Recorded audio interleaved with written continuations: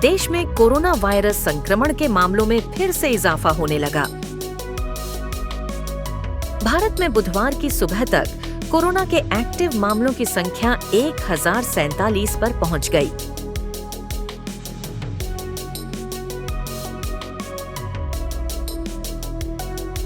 महाराष्ट्र में corona virus के 66 मामले और उत्तर प्रदेश में 10 नए मामले सामने आए हैं। वायरस के कारण मरने वालों की संख्या अब देश में 11 हो गई है। केंद्रीय स्वास्थ्य मंत्रालय ने 26 मई तक के आंकड़े साझा कर बताया कि देश में 1010 एक्टिव मामले थे, जिनकी संख्या बढ़ चुकी है। अस्पतालों को भी एक्शन मोड में आने के निर्देश दिए गए हैं। देश में कोरोना वायरस संक्रमण के मामलों में फिर से इजाफा होने लगा। भारत में बुधवार की सुबह तक कोरोना के एक्टिव मामलों की संख्या 1047 पर पहुंच गई।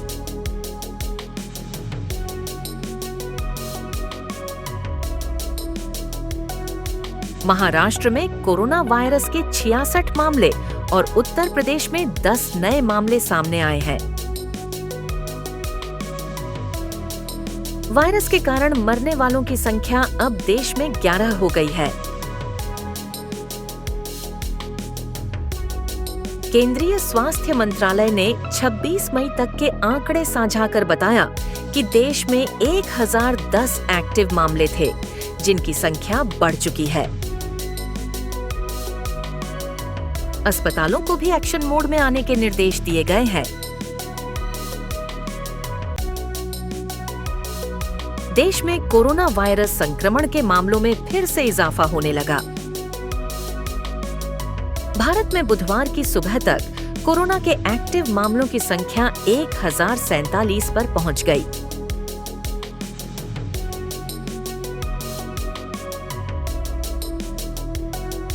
महाराष्ट्र में कोरोना वायरस के 66 मामले और उत्तर प्रदेश में 10 नए मामले सामने आए हैं।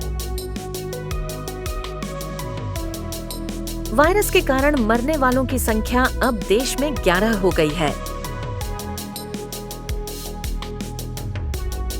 केंद्रीय स्वास्थ्य मंत्रालय ने 26 मई तक के आंकड़े साझा कर बताया कि देश में 1010 एक्टिव मामले थे, जिनकी संख्या बढ़ चुकी है।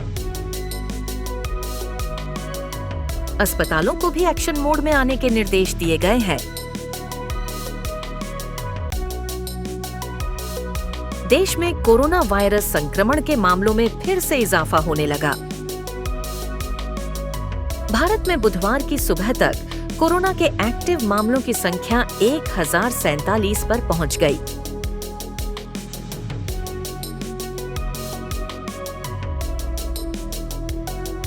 महाराष्ट्र में कोरोना वायरस के 66 मामले और उत्तर प्रदेश में 10 नए मामले सामने आए हैं। वायरस के कारण मरने वालों की संख्या अब देश में 11 हो गई है।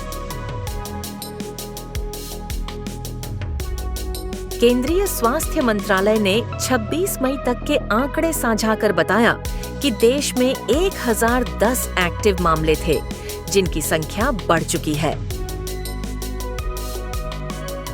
अस्पतालों को भी एक्शन मोड में आने के निर्देश दिए गए हैं।